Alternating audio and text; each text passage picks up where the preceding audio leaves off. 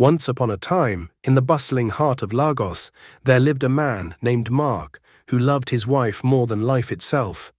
He was a simple man with a heart of gold, who sold his very birthright to buy her wings so she could fly across the ocean to the land of dreams. For 5 long years he starved in silence, waiting faithfully for his queen to return. But fairy tales do not always have happy endings. When Jessica finally walked through those airport doors, she wasn't the wife he sent away. She was a stranger in designer silk, clinging to a wealthy man's arm. And when Mark, weeping with joy, ran to embrace her, she didn't hug him back. She shoved him into the mud, wiped her hands as if he were filth, and told her new lover with a cold smile, "Ignore him, darling. He is just a houseboy." This is how it all started. It was a bright sunny afternoon, and the ceiling fan in the small one-bedroom apartment in Surulere was spinning slowly, making a clicking sound that seemed to count the passing seconds of their poverty. Mark sat on the edge of the worn-out sofa, his hands clasped tightly in his lap. Across from him sat his wife of 3 years. She was holding a crumpled letter in her hands, her head bowed low, her shoulders shaking. "I should just tear it up," Jessica whispered, her voice thick with frustration. "What is the use of a scholarship if I cannot afford the flight? What is the use of a dream if I am stuck in this country forever?" Mark's heart broke seeing her like this. Jessica was a brilliant woman. She had graduated with a distinction in medicine, but for 5 years she had walked the streets of Lagos, submitting CVs to hospitals and getting doors slammed in her face. She was currently working as an auxiliary nurse, a job she hated, just to put food on the table. Now the miracle had happened. She had been accepted for a master's program and licensing exam in the US with a partial tuition waiver. It was their ticket out of suffering. It was their chance for a better life. But there was a catch. "How much is it, Jessica?" Mark asked softly, though he already knew the answer. "The visa, the flight ticket, and the proof of funds for the first 3 months' rent." Jessica listed them off like nails in a coffin. "It comes to 4 million naira. Mark, we don't even have 40,000 in the account." She crumbled the letter and I threw it on the floor. "Forget it. I was born to suffer. I will just go back to the clinic tomorrow." Mark stared at the ball of paper on the floor. He looked around their tiny living room. The paint was peeling. The rug was threadbare. He worked tirelessly in the market, selling electronics in a small shop his late father had left him. It was his only inheritance, his pride and joy. It was the only thing standing between them and total hunger. He stood up and walked to the bedroom. "Mark, where are you going?" Jessica asked, not looking up. He didn't answer. He opened the bottom drawer of their wardrobe and pulled out a rusty metal box. Inside, wrapped in a silk cloth, were the documents for his shop at Alaba Market. Next to it was a small velvet pouch containing his father's gold watch and the heavy gold chain his grandfather had given him. His hands trembled. "Don't do it," a voice in his head warned. "That shop is your life. If you sell it, you are naked." He remembered his friend Namdi's warning just last week. "Mark, never give a woman everything. A woman is like a river. You never know which way she will turn tomorrow." But then he looked through the bedroom door. He saw Jessica, the woman he loved more than life itself, weeping silently into her hands. She looked broken. Mark made his choice. He wiped a tear from his eye, closed the box, and walked back into the living room. He placed the rusty box on the table in front of her. The sound of metal hitting wood made Jessica look up. "What is this?" she asked, wiping her eyes. "This," Mark said, his voice shaking but determined, "is your ticket to the US." Jessica opened the box. She saw the land papers. She saw the gold. Her eyes went wide. "Mark, no," she gasped, standing up. "Your father's shop, your grandfather's gold. I cannot take this. It is all you have. If I fail, we are finished." "You won't fail," Mark said, stepping close to her and cupping her face in his hands. "I believe in you, Jessica. You are not an auxiliary nurse. You are a doctor. You are a queen." "But Mark, if you sell the shop, what will you do? How will you eat?" "I will manage." He smiled through his tears. "I will push wheelbarrows in the market if I have to. I will wash cars for neighbors.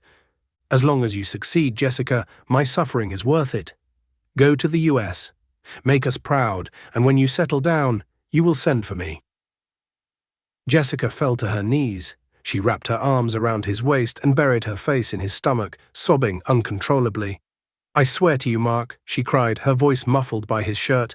"I swear on my life, I will never forget this. I will work day and night. In 6 months, no, in 3 months, I will send for you. You will come to the US and live like a king. You will never suffer again." Mark stroked her hair, tears streaming down his own face. "I know, Jessica. I trust you." The next day, Mark did the unthinkable. He went to the market and sold his father's shop for a quick cash price, far below its value. He sold the gold to the Aboki buyers. He gathered the bundles of cash, dirty, sweaty Naira notes, and put them in a black nylon bag. He handed it to Jessica. He had stripped himself bare to clothe her. He had cut off his own wings so she could fly. He just didn't know that he had handed the knife to the woman who would stab him in the back. The departure hall of the Murtala Muhammad International Airport was chaotic. It was filled with the sounds of crying babies, announcements over crackling speakers, and families saying their last goodbyes. But for Mark and Jessica, the noise faded into the background. They stood near the check-in counter, holding each other tightly. Jessica looked sharp in a new coat Mark had bought for her, her 2 large suitcases packed with local foodstuffs, Gary, dried fish, and melon seeds that he had spent days preparing so she wouldn't go hungry in the white man's land. "This is it," Jessica said, her eyes red and puffy. She held Mark's face in her hands. "My life is about to change. Our life is about to change."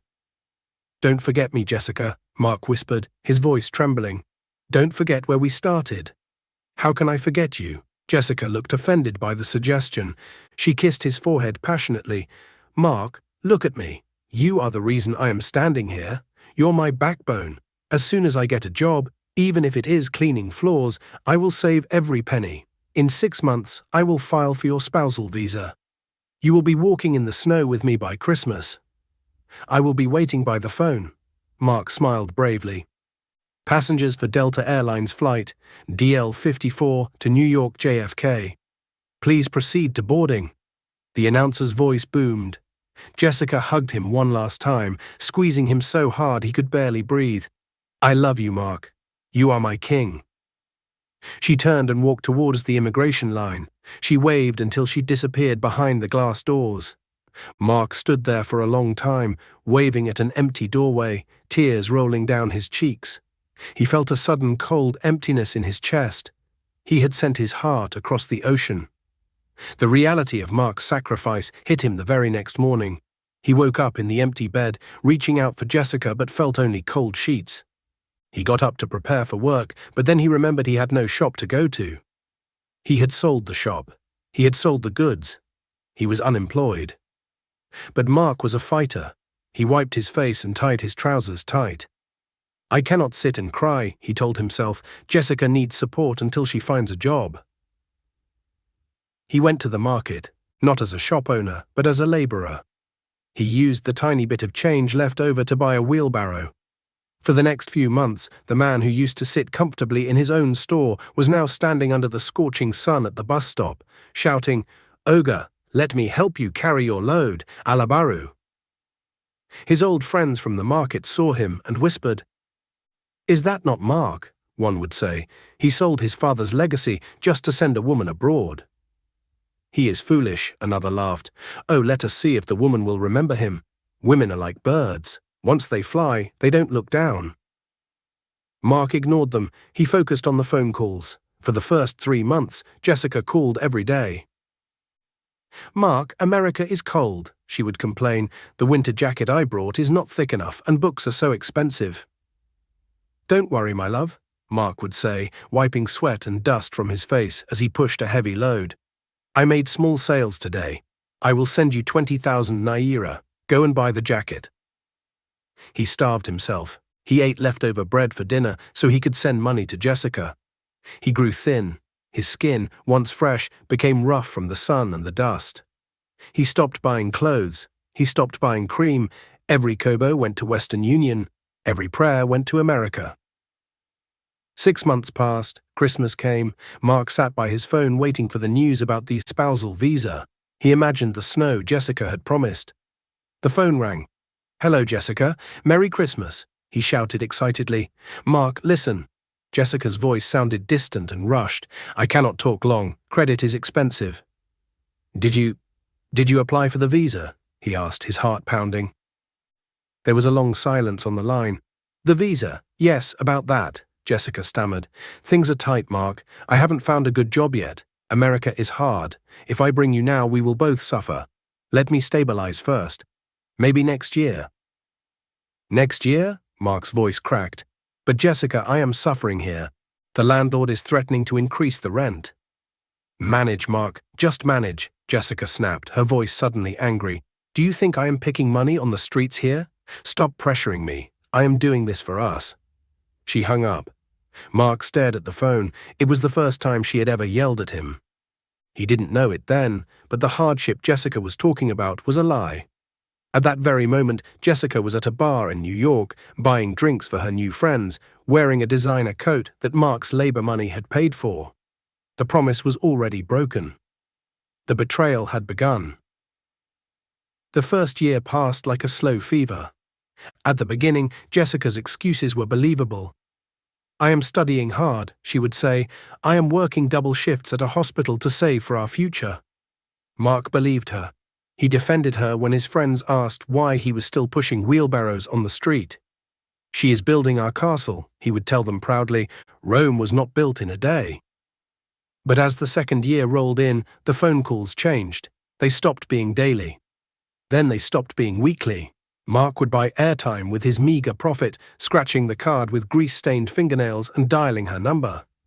Ring, ring, ring. "Hello," Jessica's voice would answer, sounding impatient. "My love, it's me," Mark would cry out, his heart racing. "I haven't heard from you in 2 weeks. Is everything okay?" "Mark, I told you I am busy," Jessica would snap. The sweetness was gone from her voice. "Do you think I am here playing? I am working. Why are you always disturbing me with these useless calls?" "I just wanted to hear your voice, Jessica, and the landlord came today. The rent is due next week." "Rent again," Jessica hissed. "I sent you money 3 months ago. Mark, you are a liability. Can't you support yourself? I have bills here. America is not Lagos." She would hang up before he could say, "I love you." Mark would stare at the phone, tears stinging his eyes.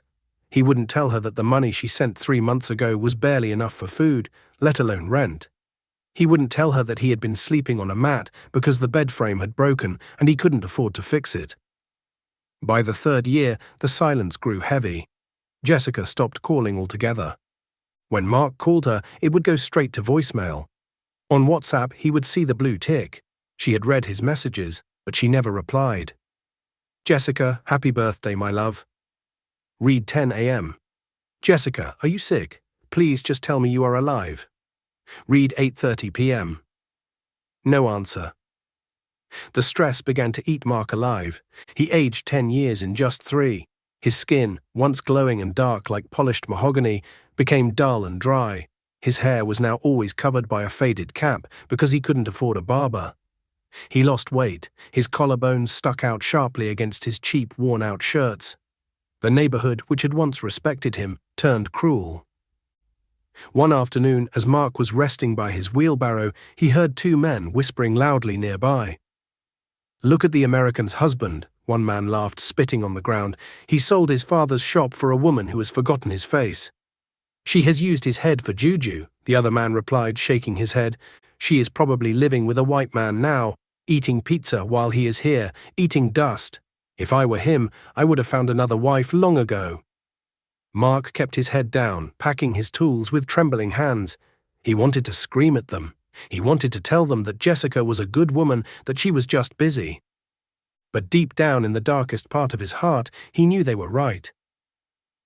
The worst blow came on their 5th wedding anniversary. Mark had saved for 2 months to buy a small data plan. He recorded a video of himself wearing his wedding suit, which now hung loosely on his thin frame. He sang a love song for her and sent it. Message delivered. Message read. He waited 1 hour, 2 hours, 1 day. Then he saw it. A notification. Jessica has updated her profile picture. He clicked on it with shaking fingers. It wasn't a picture of her working. It wasn't a picture of her studying. It was a picture of Jessica standing in front of a shiny Range Rover, wearing a designer dress, holding a glass of champagne. She looked rich, she looked happy, and she looked like a stranger. She hadn't replied to his anniversary message, but she had time to upload a picture showing off her wealth. Mark dropped his phone on the mat. He didn't cry this time. He just sat in the darkness of his empty room, listening to the rats scurrying in the ceiling. Jessica wasn't suffering.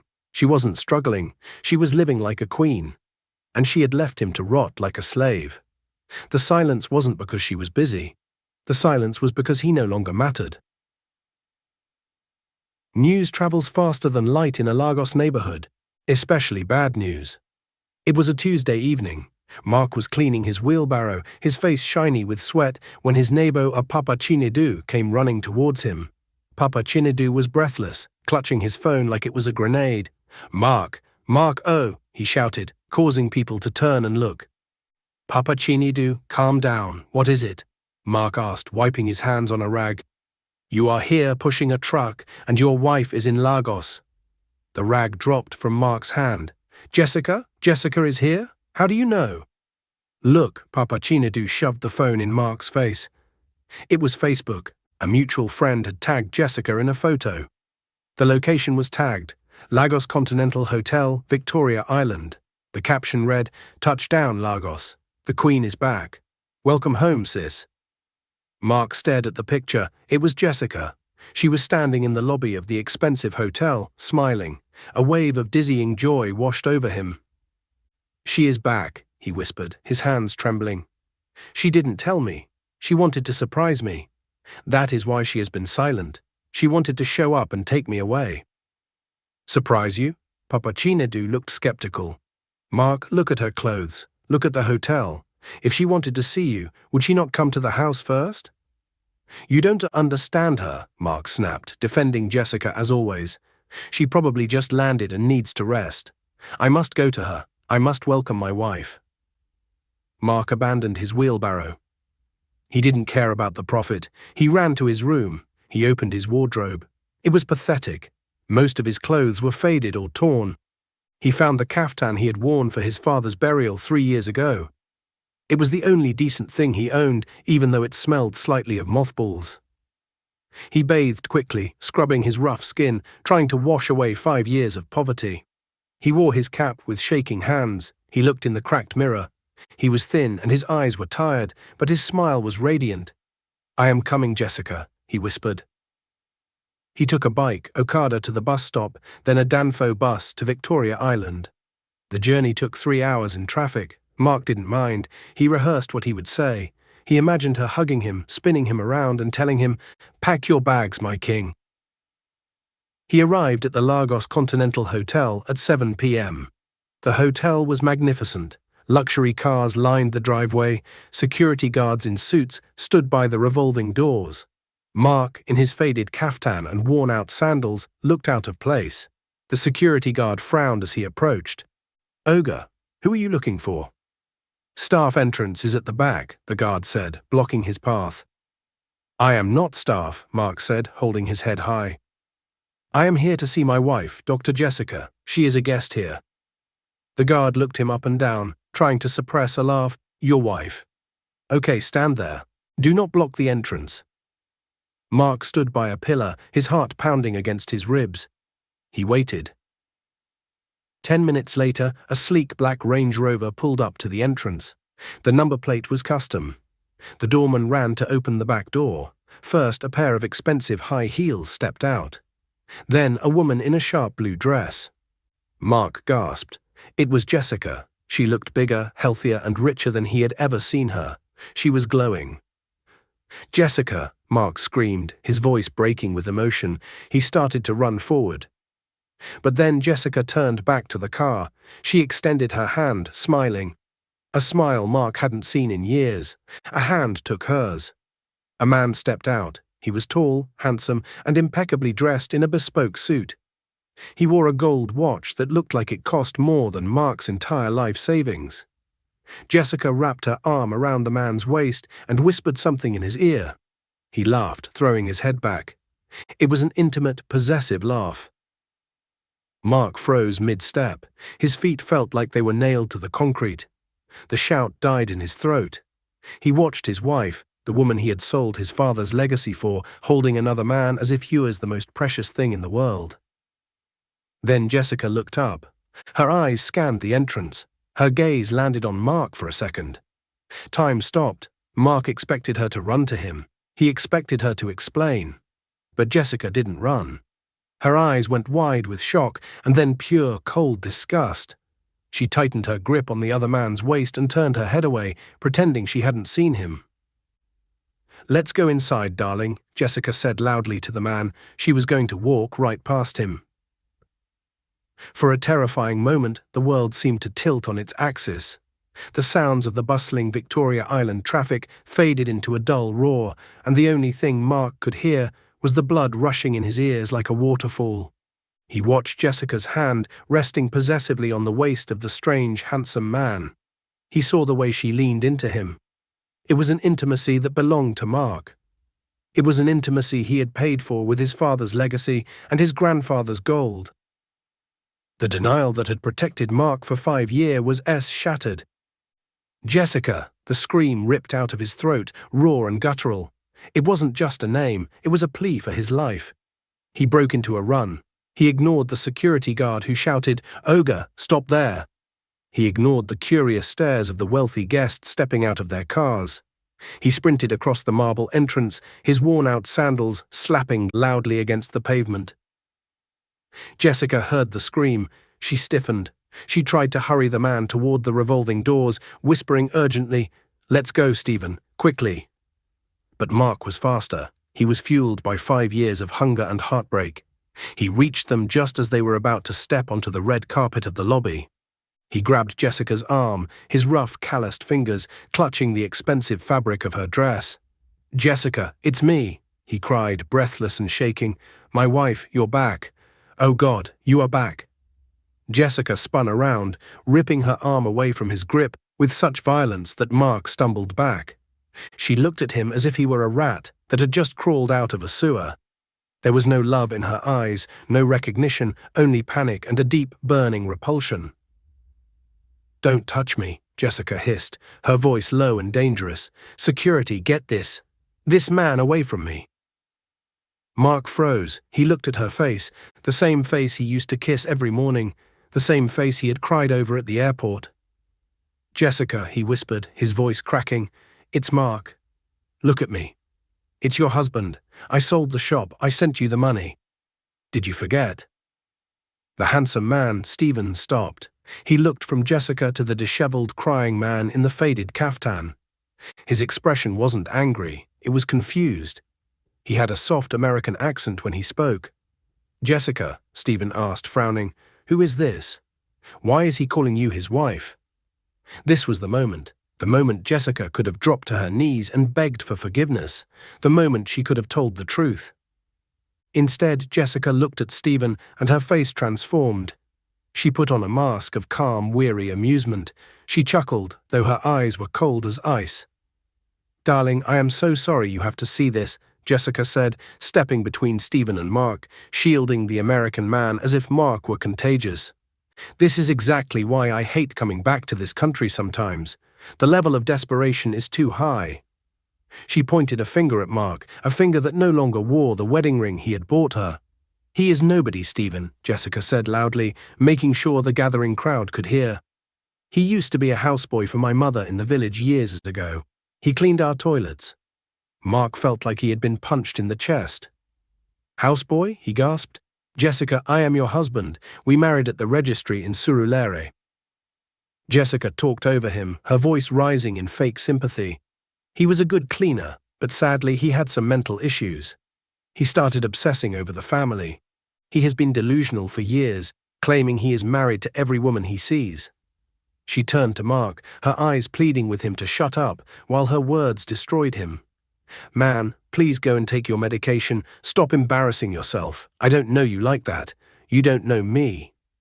Mark screamed, the tears finally spilling over hot and fast. I starved for you. I slept on the floor for you. I sent you 40,000 naira last month. I sold my father's shop for your visa. He tried to reach into his pocket to pull out the old folded photo of their wedding day he always carried, but two heavy hands grabbed him from behind. The hotel security guards had arrived. "Let me go," Mark struggled, kicking and screaming. "She is my wife. She is lying. Jessica, tell them. Tell them about the money I sent you." Jessica didn't look at him. She looked at the head of security. "Officer, please remove this madman. He is harassing my fiancée. If he comes near us again, I will have your jobs." Fiancée. The word hung in the air, sucking the oxygen out of Mark's lungs. Stephen looked at Mark with a mixture of pity and discomfort. He didn't know the truth. He only saw a hysterical, poorly dressed man screaming at a successful doctor. "Come on, Jessica," Stephen said softly, tugging her arm. "Let's go inside." "It's okay." Jessica adjusted her dress, dusting off the spot where Mark had touched her. "I apologize, my love. Let's get you a drink. You shouldn't be exposed to this riffraff." She put her arm around Stephen and walked him through the revolving glass doors. She didn't look back, not even once. "Jessica! Jessica!" Mark screamed her name until his throat was raw. The security guards dragged him backward, away from the entrance, away from the light, and threw him onto the dirty pavement near the car park. "Oga, go home before we call the police," the guard warned him sternly. "Don't bring your madness here." Mark lay on the concrete, his body shaking violently. He watched through the glass walls of the hotel lobby. He saw Jessica laughing. He saw her lead the other man to the elevator. He saw her living the life he had bought for her with his blood. She had called him a houseboy. She had called him mad. Lying in the dirt, Mark stopped crying. Something inside him broke, but something else, something cold and hard, began to form in its place. The love he had held for 5 years turned into ash. He picked himself up from the ground. He dusted off his faded kaftan. He looked at the hotel one last time. "You called me a houseboy," he whispered into the night air. "Okay, Jessica, then let me show you how a houseboy cleans up the trash." The presidential suite on the top floor of the Lagos Continental Hotel was silent, but the air was thick with tension. Jessica paced back and forth near the window, loosening her scarf with trembling hands. She had ordered a bottle of expensive champagne, but she had barely touched it. She kept glancing at the door, as if she expected the police or Mark to burst in at any moment. Stephen sat on the edge of the king-sized bed, watching her. He wasn't drinking either. His handsome face was clouded with suspicion. He was a smart man, a successful businessman in the US. He hadn't built his career by being naive. "Jessica," Stephen said, his voice calm but firm, "sit down, you are making me dizzy." Jessica froze. She forced a smile and sat next to him, trying to take his hand. "I'm sorry, babe. It's just that man downstairs really shook me up. The level of mental illness in this country is scary. I just want to protect you." Stephen pulled his hand away gently. "He didn't look mad." Jessica blinked. "What?" "He looked heartbroken," Stephen said, looking her dead in the eye. "And he knew details. He knew about a shop. He knew about a visa. He knew your full name." "Stalkers always know details," Jessica laughed, a high-pitched, nervous sound. "He probably stalks me on Facebook. Babe, forget him. He's a nobody, a houseboy. Let me go take a shower. I need to wash the stress off." Jessica grabbed her handbag, hung it on the chair, and hurried into the bathroom. Moments later, the sound of the shower running filled the room. Stephen sat there for a moment, listening to the water. His gut instinct was screaming at him.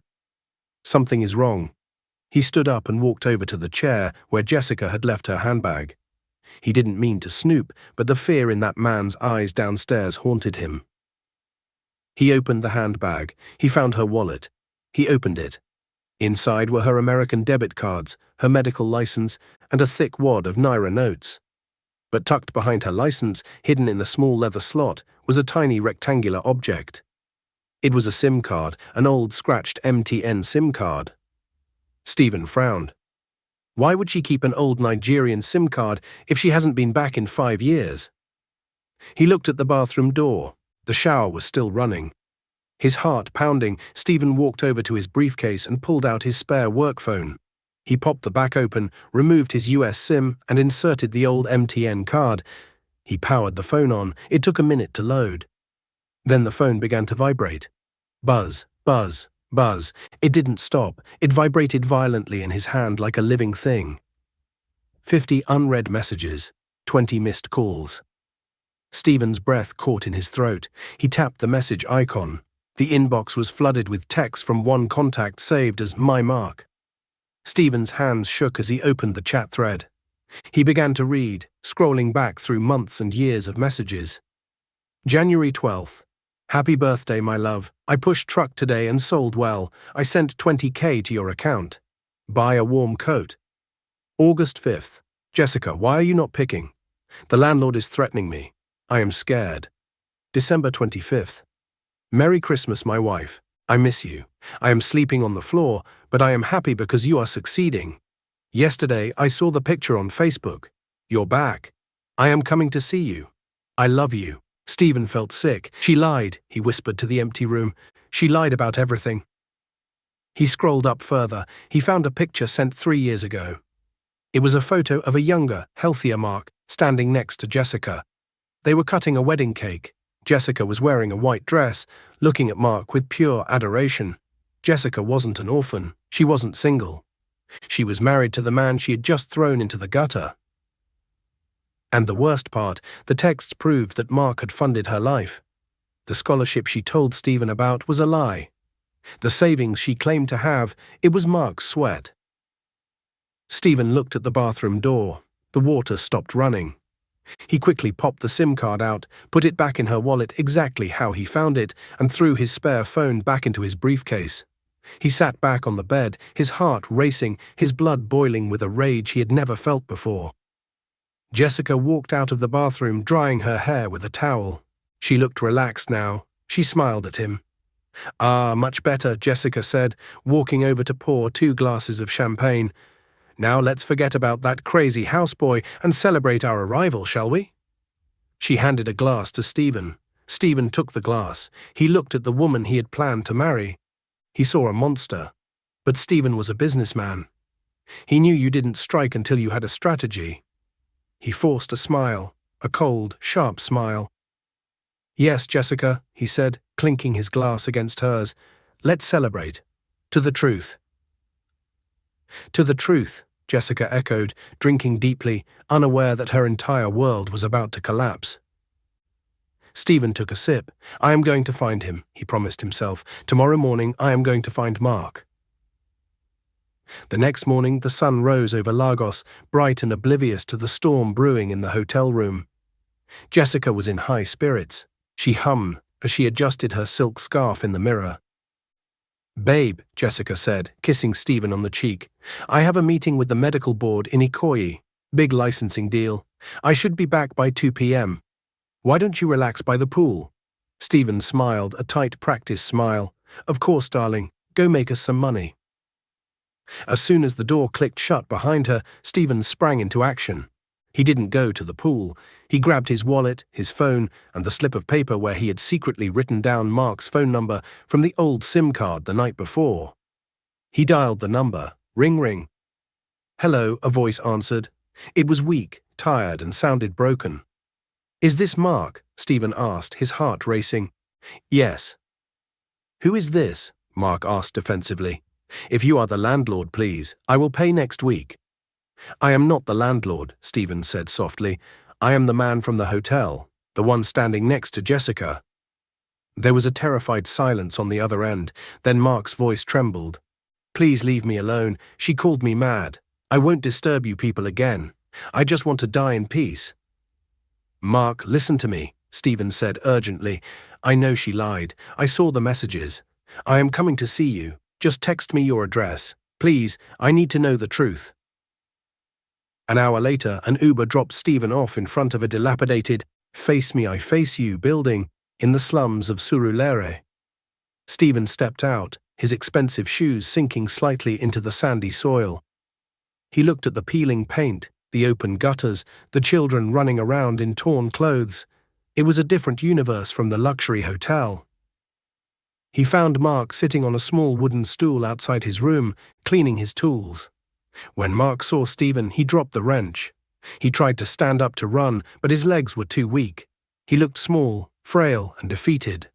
Stephen didn't look at him with disgust. He looked at him with horror. This is where Jessica left her husband to rot while she was drinking wine in the US. Stephen walked over and sat on a plastic chair opposite Mark. He didn't care about the dust on his white trousers.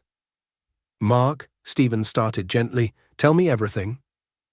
Mark looked at Stephen's kind eyes and broke down. He told him everything. He told him about the scholarship letter. He told him about selling his father's shop. He told him about the gold watch. He went into his room and brought out a plastic bag filled with crumpled Western Union receipts. Receipts of all the money he had sent to Jessica over 5 years. "She told me she was suffering," Mark wept, wiping his eyes with the edge of his shirt.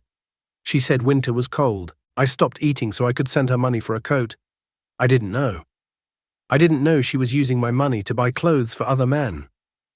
Stephen took the receipts. His hands shook as he read the dates. October 12th, $200. December 5th, $500. Stephen gasped. December 5th. That was the day we met in New York. She took me to a fancy dinner that night. She paid with cash. Stephen looked at Mark. "She used your money to buy me dinner." The realization hit both men at the same time. Jessica hadn't just cheated. She had cannibalized Mark to feed her new life with Stephen. And now that Mark was dry, she planned to use Stephen to fund her next level. Stephen stood up. He was trembling, not with sadness, but with pure white-hot rage. "She told me she was an orphan," Stephen said, his voice icy. "She told me she built her career from scratch. She told me she had no one." He reached out and took Mark's rough, calloused hands in his manicured ones. "She made you a houseboy in her story," Stephen said fiercely, "and she made me a fool in her game. But she forgot one thing." "What?" Mark whispered. "She forgot that men talk," Stephen said. "Mark, wipe your tears. You are not a houseboy. You are her husband. And tonight we are going to remind her." "What can we do?" Mark asked hopelessly. "She is rich. She has security." Stephen smiled, and it was a terrifying smile. "She is not rich, Mark. I am rich. The dress she is wearing, I bought it. The hotel room, I paid for it. The private practice she claims to have, it's my investment company she is trying to become a partner in." Stephen pulled out his phone. "Go and wash your face, Mark. Put on your best clothes. Tonight, Jessica is hosting a welcome-back dinner for her friends. She wants to show off her success." Stephen squeezed Mark's hand. "We are going to give her a show she will never forget." The private dining room at the Lagos Continental Hotel was glittering with crystal chandeliers.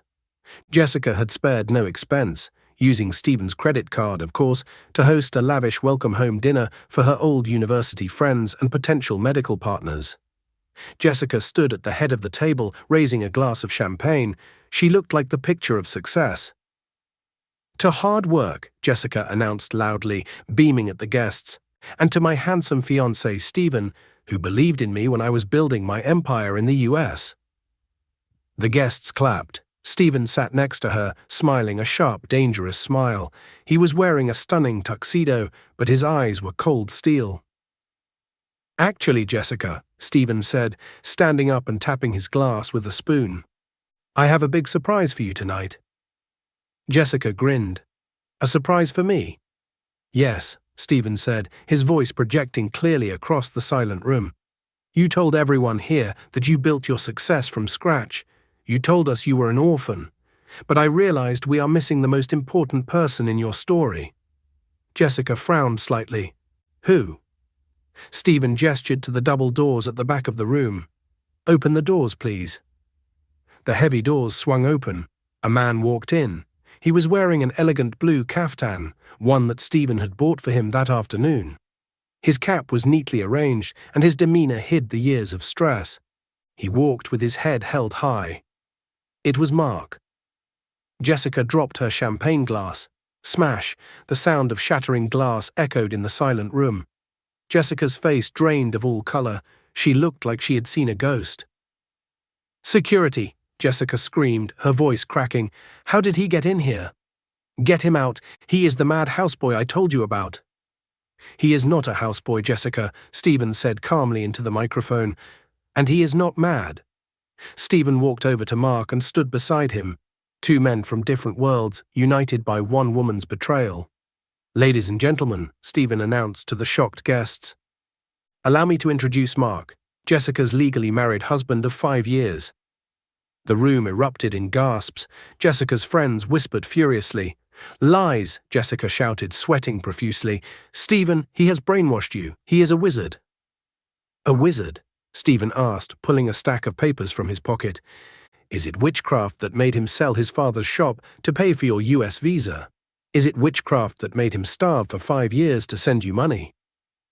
Stephen threw the Western Union receipts onto the dinner table. They scattered like confetti. "Look at them," Stephen's voice rose, trembling with anger. "October 12th, you received $500 from Mark. That same night, you took me to the Empire State Building for dinner. You used your husband's sweat to buy me wine." Jessica looked around the room. Her friends were looking at her with disgust. She tried to run to Stephen. "Babe, please. Let's talk in private. I can explain." "Don't come near me," Stephen snapped. "I have already cancelled your access to my bank accounts. The cards in your wallet are dead. The hotel room is cancelled. And as for our engagement," he pulled the engagement ring off his finger, or took back the one he gave her, and dropped it into a glass of water. "It's over." Jessica turned desperately to Mark. "Mark, my husband, please tell him we can fix this. I am your wife." Mark looked at the woman who had called him a houseboy just yesterday. He didn't feel love. He didn't feel hate. He felt free. He reached into his pocket and pulled out a brown envelope. "I am not your husband anymore, Jessica," Mark said softly, his voice steady. "These are divorce papers. I signed them this afternoon." He placed the envelope on the table. "You wanted to be a big woman in the US," Mark said. "Now you can go back. But you will go back the way you left, with nothing." "Security," Stephen signaled. 2 large guards stepped forward, not to take Mark, but to take Jessica. "Dr. Jessica," the guard said, "you are trespassing. Please leave the premises immediately." "You can't do this to me," Jessica screamed as they dragged her out of the banquet hall. "I am a queen. I am a queen." Her screams faded down the hallway. Mark and Stephen looked at each other. There was no need for words. Stephen nodded respectfully. Mark nodded back. Jessica ended up on the streets of Lagos that night, her expensive dress rumpled, her pockets empty, screaming at the wind.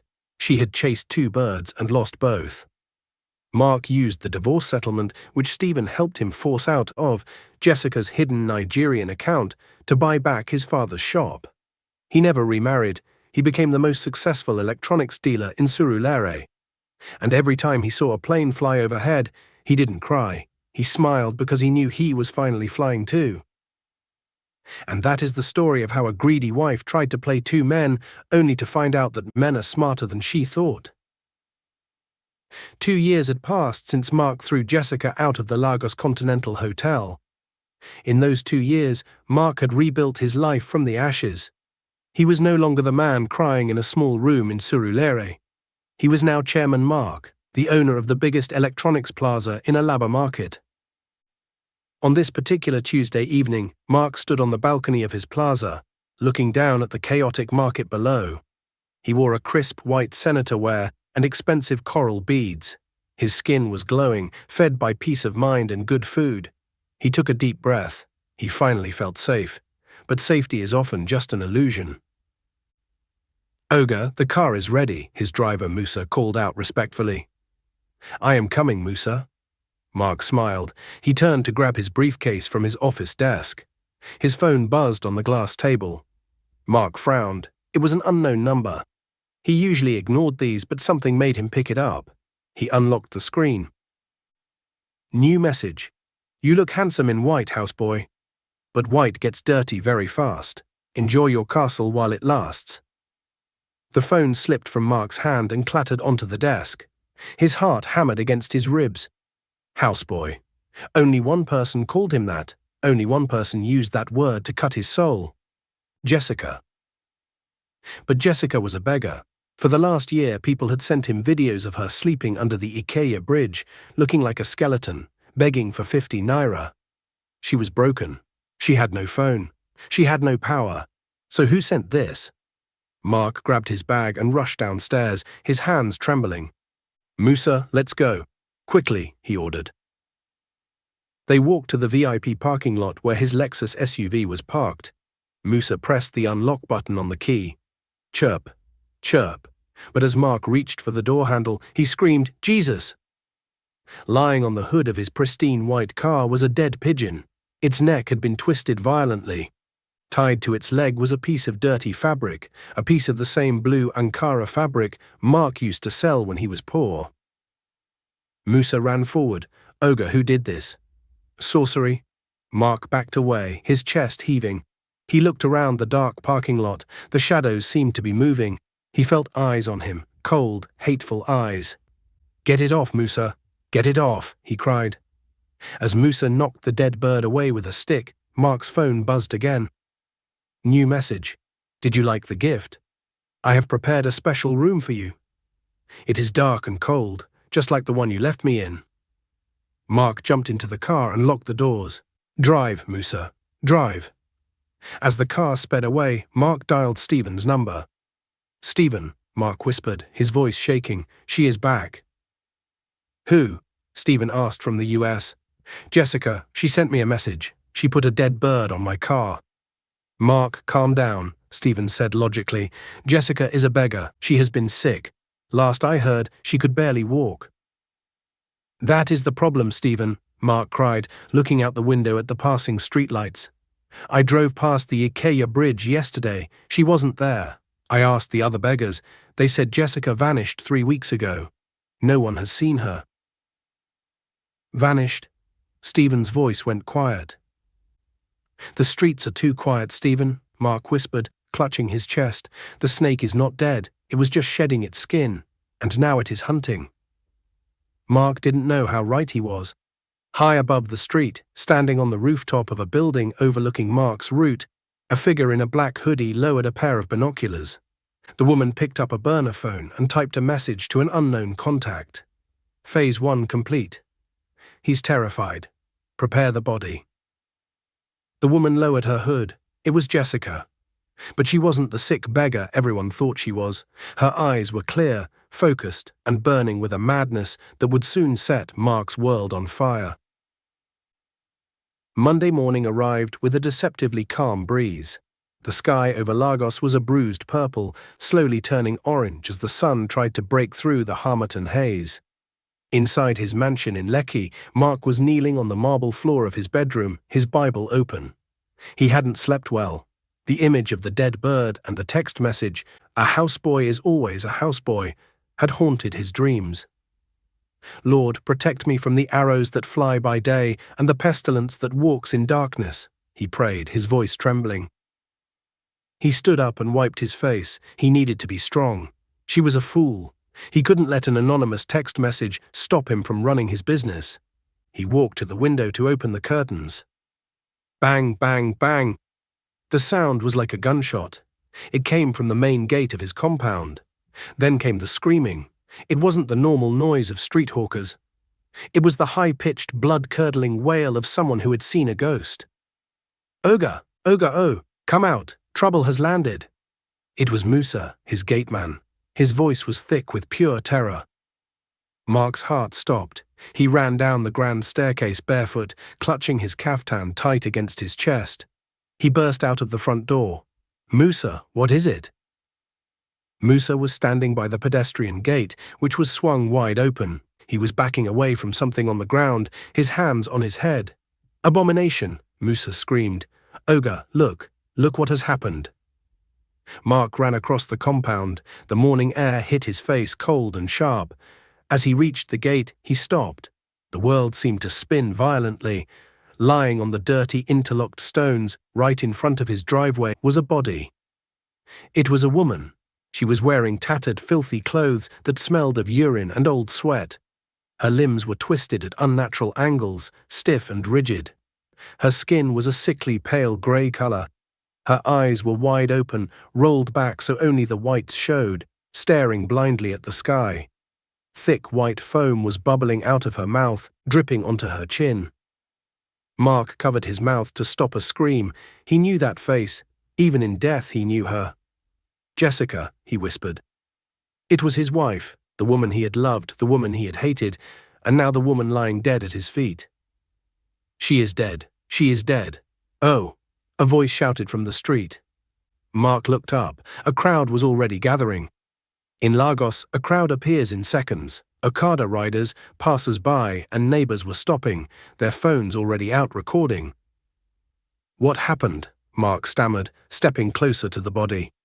"Musa, how did she get here?" "I don't know, Oga," Musa cried.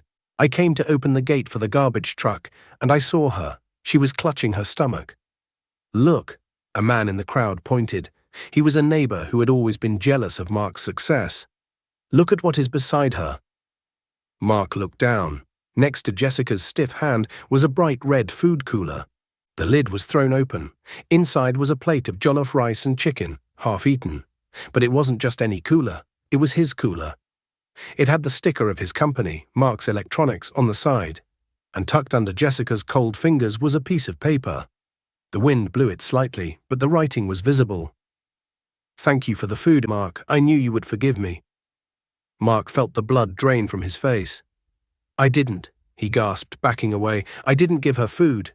I haven't seen her in months." "Liar," the neighbor shouted. "We saw her here yesterday begging. You came out and shouted at her. You told her you would silence her forever." "I never said that," Mark screamed, looking around wildly. "I was at the office all day yesterday." "He poisoned her," another voice from the crowd roared. The mob mentality was igniting like dry grass. "Look at the foam. That is poison. He cooked for her to kill her. Wicked man. Ritualist. He used her destiny to make man. Now he has taken her life." A stone flew from the back of the crowd. It hit the metal gate right next to Mark's head.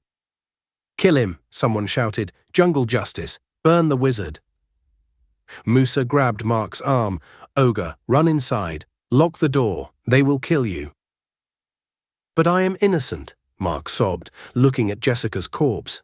She looked so peaceful, yet so accusing. The foam on her lips looked fresh. "Police are coming." Sirens wailed in the distance. Usually the police siren is a sound of relief, but today it sounded like a funeral dirge. As Musa dragged a weeping Mark back toward the safety of his house, Mark looked back one last time at the body.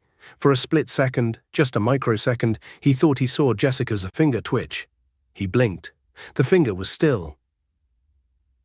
"I am going crazy," he thought as the heavy door slammed shut, locking out the angry mob. "My wife is dead and they think I killed her." He didn't know that the woman lying outside wasn't a victim. She was an actor giving the performance of her life. And the red cooler, it was the most expensive prop in history, designed to buy Mark a one-way ticket to the gallows. The nightmare had officially begun. The heavy mahogany doors of Mark's mansion shook violently on their hinges. Boom, boom, boom. Inside the living room, the air was thick with panic.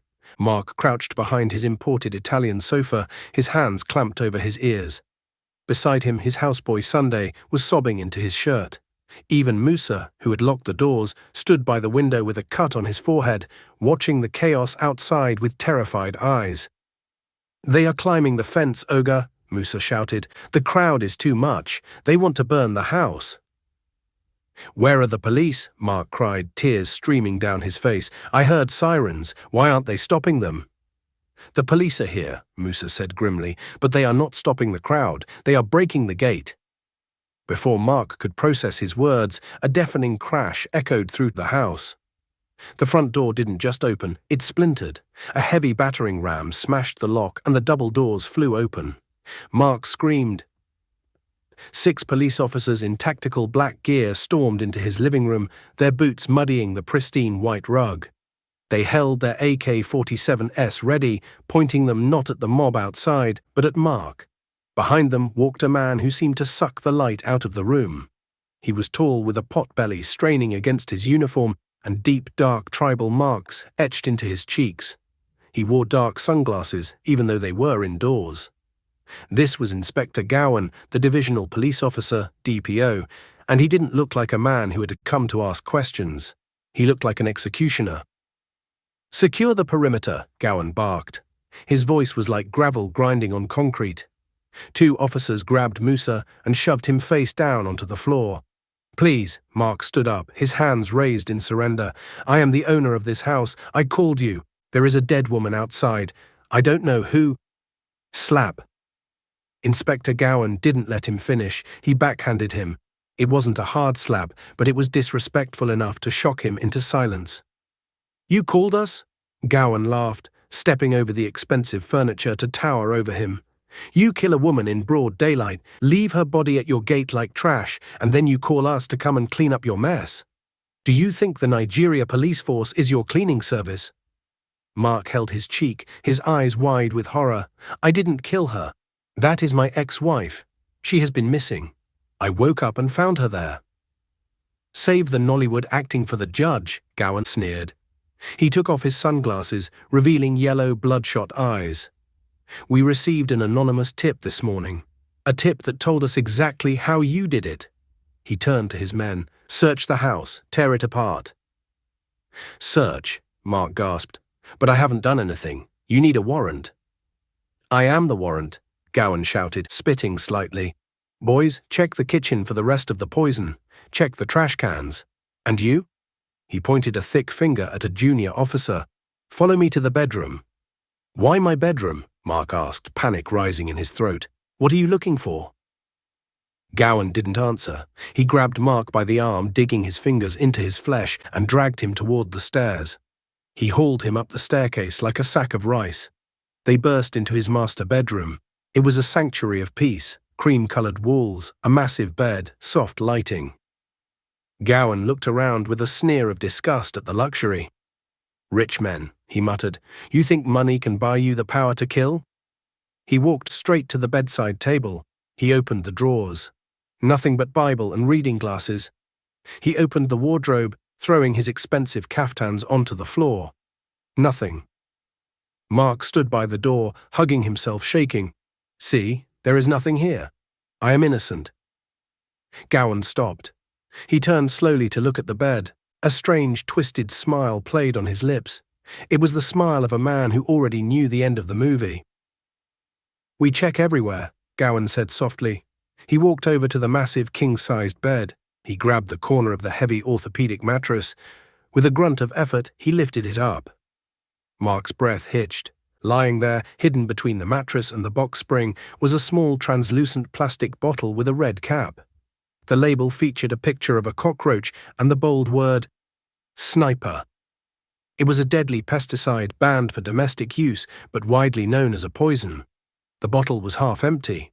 Next to the bottle was a small, crumpled piece of paper. "What is this?" Gowan asked, his voice dripping with mock surprise. He picked up the bottle with a handkerchief. Then he picked up the paper. "No," Mark whispered, his knees giving way. I have never seen that in my life. I don't use Sniper. I have professional fumigators." "Is that so?" Gowan read the paper. "Because this is a receipt from E.A. and Sons Chemist dated yesterday for 1 bottle of Sniper, and look, it is signed Mark." He shoved the receipt in his face. The signature was scrawled and messy, but it looked enough like his to damn him. "I didn't buy that," Mark screamed, falling to his knees. "Someone put it there. It's a setup. Please, officer, look at me. Why would I keep the poison under my own bed?" "Because criminals are arrogant," Gowan said coldly. "You thought you were untouchable." He pocketed the evidence and pulled out a pair of rusty, cold handcuffs. "Mark Okeke," he announced loudly, "I am arresting you for the murder of Mrs. Jessica Okeke." He clamped the cuffs onto his wrists. He did it tight, too tight. The metal bit into his skin. "Get up," he yelled, yanking him by the chain. They dragged him out of the bedroom, down the stairs, and through the living room. Sunday screamed when he saw his master in chains. Musa lay on the floor, bleeding, watching helplessly. But the real nightmare was outside. As Gowan pushed Mark out the front door, the roar of the crowd hit them like a physical wave. Hundreds of people were pressing against the broken gate. When they saw Mark in handcuffs, a cheer went up. A terrifying, bloodthirsty cheer. "Murderer, poisoner, God has caught you." Stones began to fly again. One hit Mark on the shoulder, another hit his leg. He winced, stumbling, but Gowan didn't protect him. He used him as a shield, pushing him forward toward the waiting police van. As they passed the spot where Jessica's body lay, Mark looked down. The paramedics were finally covering her with a white sheet. For a second, the wind lifted the sheet. Mark saw Jessica's face one last time. He froze. The foam on her mouth, it looked different now. It looked like shaving cream that had dried up. And her chest beneath the dirty dress, did he just see a tiny rhythmic rise and fall? "Move!" Gowan shoved him into the back of the humid, smelly police van. The metal door slammed shut, plunging Mark into darkness.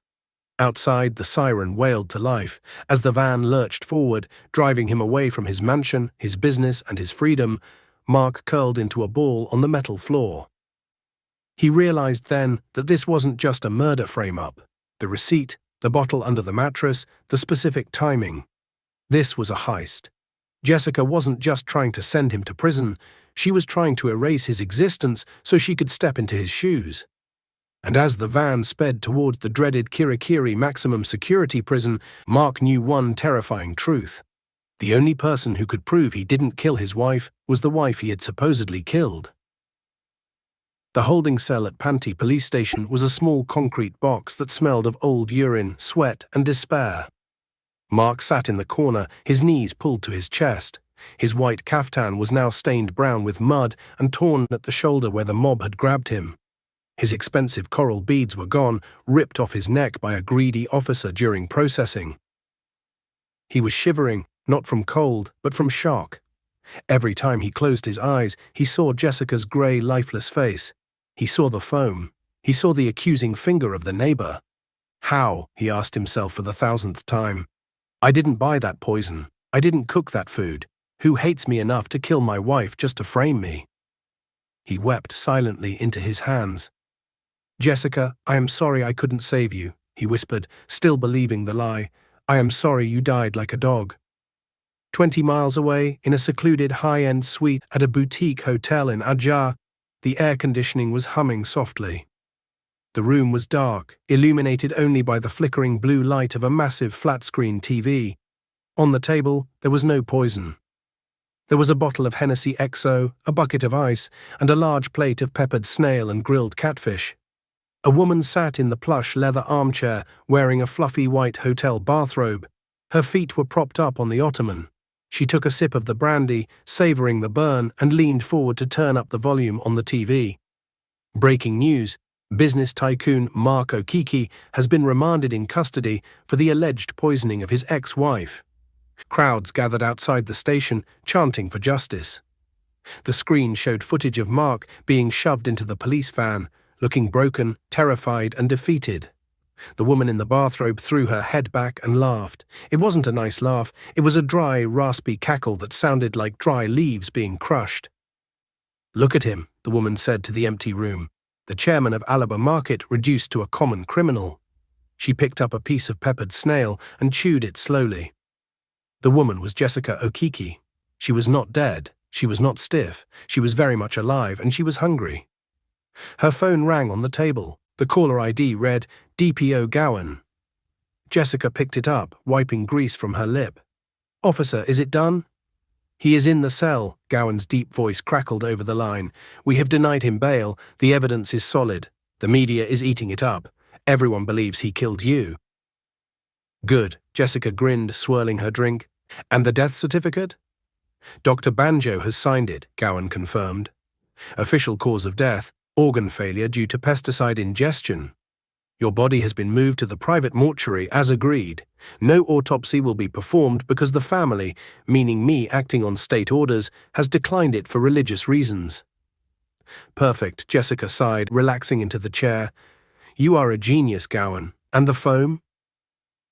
"Shaving cream and Alka-Seltzer tablets," Gowan laughed. "It looked very convincing.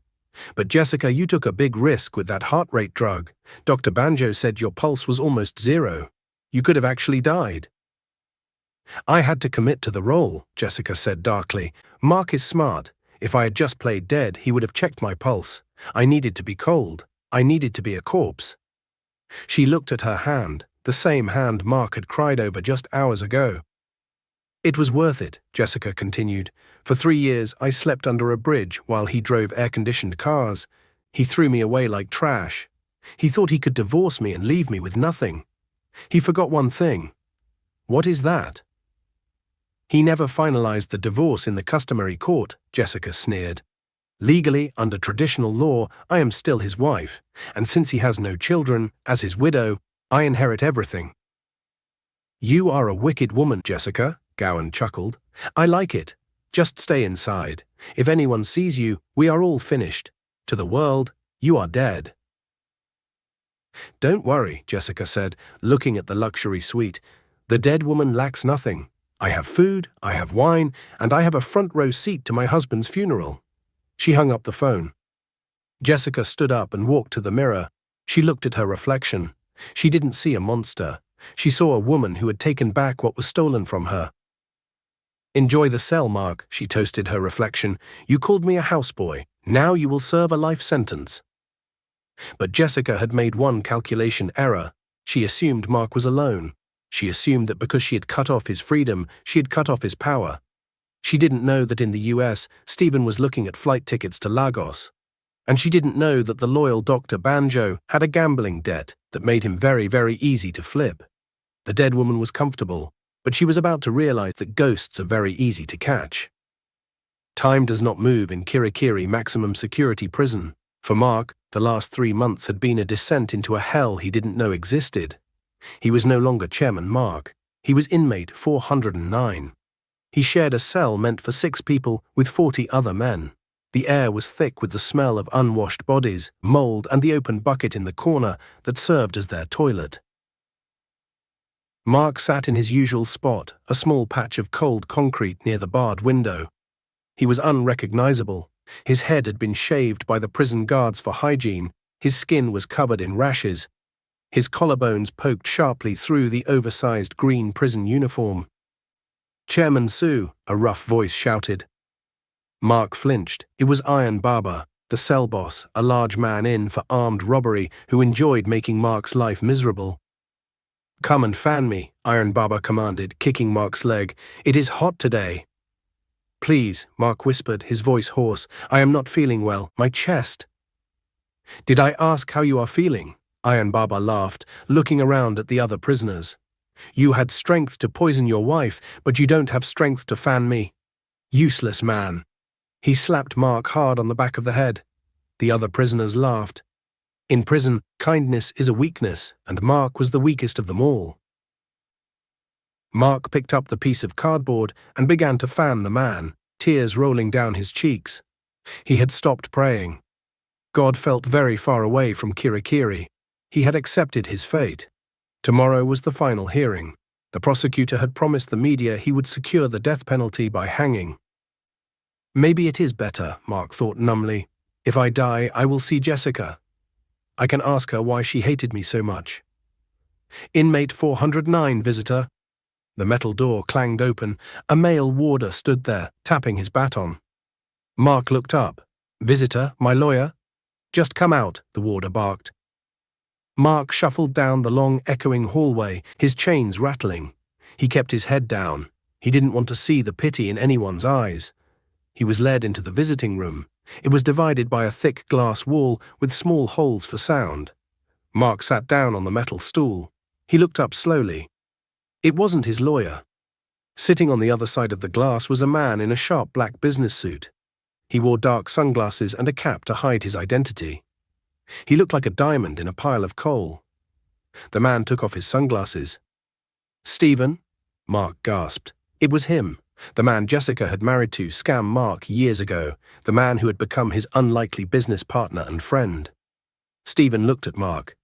At his shaved head, his bruises, his thin frame, Stephen's jaw tightened. He didn't cry. Stephen never cried. Instead, his eyes burned with a dangerous fury. Look at what she did to you, Stephen whispered, his voice trembling with rage. Go away, Stephen, Mark choked out, turning his face away. I don't want you to see me like this. It is over. They have the evidence, the receipts, the body. I am going to hang. Look at me, Mark, Stephen commanded, slamming his hand against the glass. Mark jumped and looked back.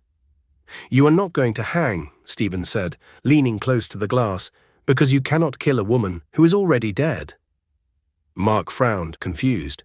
"What?" "Jessica is alive," Stephen said. He didn't say it like a question. He said it like a fact. Mark shook his head. "No, I saw her. I saw the foam. I saw her eyes roll back. She was dead." "Stephen, she was acting," Stephen hissed. "Mark, think. Who found the body? Inspector Gowan. Who took the body away? Inspector Gowan. Who signed the death certificate? A certain Dr. Banjo." Stephen pulled a folded piece of paper from his expensive briefcase and pressed it against the glass. "I hired a private investigator from the US, Stephen explained quickly. "We tracked Jessica's old passport details. Someone used her passport number to check into the Protea Hotel in Adjar 2 days after she died, room 402. Mark stared at the paper. It was a hotel guest log. "But the poison," Mark stammered. "The foam?" "Chemicals," Stephen dismissed. "And the doctor? Dr. Banjo is a gambler. He owes 50 million naira to loan sharks. He didn't sign a death certificate because he saw a corpse. He signed it because he needed cash. Hope is a painful thing when you have lost everything." Mark felt a spark of it in his chest, and it hurt. "So she is sitting in a hotel," Mark whispered, his shock turning into a cold, hard anger. "While I am fanning prisoners and eating maggoty beans, she is ordering room service." "Yes," Stephen nodded. "She thinks she has won. She is waiting for the judge to bang the gavel tomorrow so she can claim your assets as your widow." Stephen leaned in closer, his voice dropping to a conspiratorial whisper. "But she made a mistake, Mark. She didn't pay the doctor enough." "What do you mean?" "I visited Dr. Banjo this morning." Stephen smiled, and it was a terrifying shark-like smile. "I offered him something Jessica couldn't. I offered to pay off his entire debt and give him a ticket to Canada if he tells the truth in court tomorrow." Mark's eyes widened. "Did he agree?" "He had no choice. It was either my offer or the loan sharks breaking his legs." Stephen put his sunglasses back on. He stood up. "Go back to your cell, Mark. Hold your head high. Let them mock you one last time. Because tomorrow, when you walk into that courtroom, you are not walking in as a prisoner."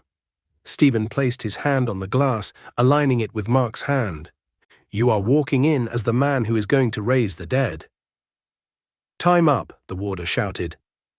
Mark stood up. He felt lighter. The chains on his ankles felt like jewelry. He looked at Stephen and nodded. As Mark walked back to the stinking, crowded cell, Iron Baba shouted at him, "Zombie! Why are you smiling? Are you mad?" Mark sat down in his corner. He looked at the small barred window. "No," Mark whispered to himself, "I am not mad. I am just waiting for the show." The Lagos High Court was packed to capacity. The air conditioning struggled to cool the hundreds of bodies pressed together. Journalists, angry neighbors, and curious onlookers who wanted to see the wicked husband sentenced. Mark stood in the dock. He looked skeletal in his green prison uniform, his head bowed, but unlike before, he wasn't trembling. His hands gripped the wooden railing tightly. He was waiting. Inspector Gowan sat in the front row, polishing his sunglasses. He looked bored. He had already drafted his press statement. Justice served.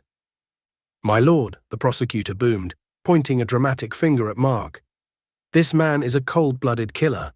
He poisoned the woman he once loved because he was too greedy to share his wealth.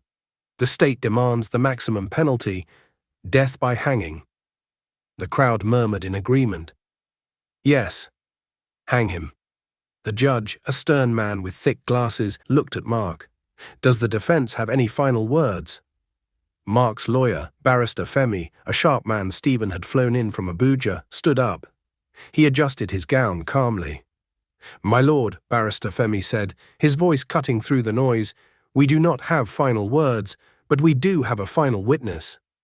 Inspector Gowan frowned. He leaned over to the prosecutor. "What witness? We closed the witness list yesterday." "Objection," the prosecutor shouted. "This is an ambush."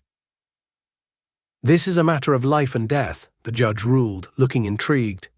"Counsel, call your witness." Barrister Femi turned to the heavy double doors at the back of the courtroom.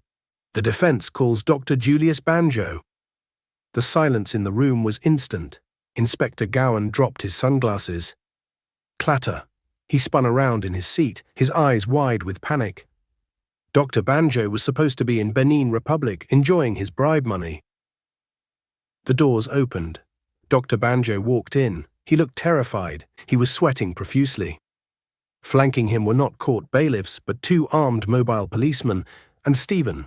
Stephen walked in like a king. He locked eyes with Mark and gave a barely noticeable nod. Dr. Banjo took the stand. His hands were shaking so hard the Bible rattled when he swore the oath.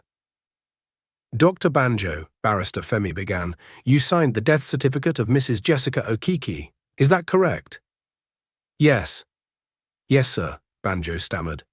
And you examined the body personally? You confirmed there was no pulse, no breath. Dr. Banjo looked at Inspector Gowan in the front row. Gowan made a subtle slashing motion across his throat. A threat. Dr. Banjo looked at Stephen. Stephen tapped his briefcase, reminding him of the debt he had paid off and the flight ticket waiting for him. Dr. Banjo took a deep breath. No, sir. The crowd gasped.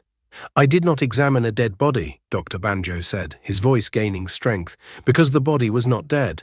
Lies, Inspector Gowan jumped up, his hand reaching for his holster out of habit. My lord, this man is mentally unstable. I saw the corpse myself. Sit down, Inspector, the judge roared, banging his gavel. Let the witness speak. Mrs. Jessica Okike is alive, Dr. Banjo confessed, speaking rapidly now. She took a drug called tetrodotoxin. It slows the heart rate to almost 0 for 12 hours. Inspector Gowan paid me 5 million naira to certify her dead and move her to a private mortuary. And what happened in that mortuary, doctor? She woke up, Banjo whispered. She ate pepper soup and then she left. Objection! Hearsay! The prosecutor screamed. Where is the proof? You expect us to believe a ghost walked out of the hospital? We have proof, Stephen spoke up from the gallery. Who are you? The judge asked. I am the business partner of the accused, Stephen said, stepping forward with a USB drive. And I have the CCTV footage from the private mortuary. It seems the inspector forgot to delete the backup files. The judge nodded to the court clerk. Play it. The large screens mounted on the courtroom walls flickered to life. Grainy black and white footage appeared. The timestamp read 3 a.m. on the night of the murder. The video showed a body lying on a metal table covered in a sheet. Suddenly, the sheet moved. The corpse sat up. Woo, Jesus ghost. Blood of Jesus. The courtroom erupted in screams. On the screen, Jessica stretched her arms. Then the door opened. Inspector Gowan walked into the frame. He wasn't arresting the dead woman. He was handing her a towel and a bottle of water. The video showed Jessica laughing. She high-fived Inspector Gowan. Then Jessica changed out of her dirty beggar clothes into a tracksuit and walked out of the morgue, alive and well. Cut to hotel room 402. Jessica was watching the live stream on her phone. The glass of champagne slipped from her hand and shattered on the floor. No, she whispered, backing away from the screen. No, no, no. She grabbed her bag. She had to run. She had to get to the airport. Back in the courtroom, pandemonium broke loose. Arrest him, the judge shouted, pointing at Inspector Gowan. Gowan tried to run for the side exit, pushing people out of the way, but the commissioner of police, who had entered quietly with Stephen, stepped in his path. Going somewhere, DPO? The commissioner asked. 2 officers tackled Gowan to the ground. Get off me, it was a setup. Gowan screamed as he was handcuffed. Mark stood in the dock, watching the chaos. Tears rolled down his face, not tears of sadness, but tears of pure relief. Barrister Femi turned to the judge. My lord, since the victim is clearly alive, there is no murder. We move for immediate dismissal. Granted, the judge slammed his gavel. Case dismissed, and I issue an immediate bench warrant for the arrest of Mrs. Jessica Okiki. Mark collapsed onto the wooden bench, sobbing. Stephen ran to the dock and hugged him through the railing. We did it, Stephen whispered into Mark's ear. We caught the ghost. But the show wasn't over yet. The commissioner of police picked up his radio. Team B, what is your status? A crackly voice responded over the radio, loud enough for the court to hear. We have her, sir. We caught the suspect at the hotel. She is in custody. The courtroom doors swung open again. The double doors banged open, hitting the walls with a sound like thunder. 2 large mobile police officers marched in. Between them, dragging her feet, was a woman in a grey tracksuit. Her hands were cuffed behind her back, and her head was bowed low. But everyone recognized her. The silence that fell over the room was heavy, thick, and suffocating. It was the silence of 1,000 people holding their breath at once. Then a man in the back row screamed, "She is alive! The dead woman is walking!" Jessica Okeke looked up. Her eyes were red from crying. She looked around the courtroom, at the judge who looked furious, at Inspector Gowan who was now in handcuffs, and finally, at Mark. The police dragged her to the front of the court and forced her to her knees. "Mrs. Jessica Okeke," the judge said, his voice trembling with anger. "I have sat on this bench for 30 years. I have seen killers, I have seen thieves, but I have never seen a woman evil enough to fake her own death just to send an innocent man to the hangman's noose." Jessica shook violently. "My lord, I can explain. It was the devil. I was confused. The poison, it affected my brain." "The only poison here is your heart," the judge roared. Mark stepped out of the prisoner's dock. The guards stepped back to let him pass. He was no longer a prisoner. He was the accuser. He walked slowly toward Jessica. His bare feet made no sound on the wooden floor. He stood right in front of her. Jessica looked up at him. "Mark," she wept, snot running down her nose. "My husband, my king. Please tell them I am sick. Tell them to have mercy. Remember our love. Remember the visa." Mark looked down at the woman who had cost him 5 years of hunger, his father's shop, and 3 months in a hellish prison cell. He didn't slap her. He didn't spit on her. He simply leaned forward and grabbed the microphone from the lawyer's table. The feedback whined, making everyone wince. "You want mercy, Jessica?" Mark's voice echoed through the speakers, calm and cold. "Yes, please," Jessica begged. "You died on Monday, Jessica," Mark said softly. "The world mourned you. I mourned you. We buried you in our hearts." He leaned closer, his eyes hard as diamonds. "So stay dead, because the woman kneeling here? I don't know her, and I don't save strangers." He dropped the microphone. Thud. "Take her away," the judge ordered. "No, Mark. Stephen, help me." Jessica screamed as the guards hauled her up. She kicked and struggled, but she was weak. "I sentence you, Jessica Okeke, to 25 years in prison for fraud, conspiracy to commit murder and perjury," the judge announced, banging his gavel. "And you, Inspector Gowan and Dr. Banjo, you will face the full wrath of the law." As they dragged Jessica toward the holding cells, the same dark, smelly cells Mark had just left, she looked back one last time. She saw Mark standing in a pool of sunlight streaming through the high windows. He wasn't looking at her. He was hugging Stephen. The heavy door slammed shut behind her. The dead woman was finally buried in a concrete tomb of her own making. Outside the courthouse, the scene was chaotic. The press cameras flashed like lightning. Mark walked out, holding Stephen's hand, in a brotherly handshake. He took a deep breath of the fresh Lagos air. It smelled of exhaust fumes and dust, but to him it smelled like victory. "Chairman Mark! Chairman Mark!" the reporters shouted. "What will you do now? Will you sue the police? Will you take your business back?" Mark stopped. He looked at the cameras. He adjusted his white kaftan, which was dirty from the prison floor, but he wore it like a royal robe.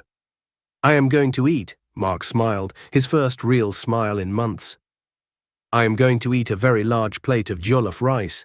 I am going back to work." He climbed into Stephen's car. As they drove away, leaving the courthouse behind, Mark looked out the window. He saw a young boy hawking pure water on the street, sweating under the sun. "Stop the car," Mark ordered. Stephen braked. "What is it?" Mark rolled down the window. He called the young boy over. He reached into Stephen's bag, pulled out a bundle of cash, and handed it to the shocked boy. "Go home," Mark told the boy. "Go to school. Don't sell your future for anyone." As the car drove off, Mark finally let the tears fall, but they weren't tears of pain. They were tears of a man who had walked through the fire and came out as gold. The houseboy had become the master.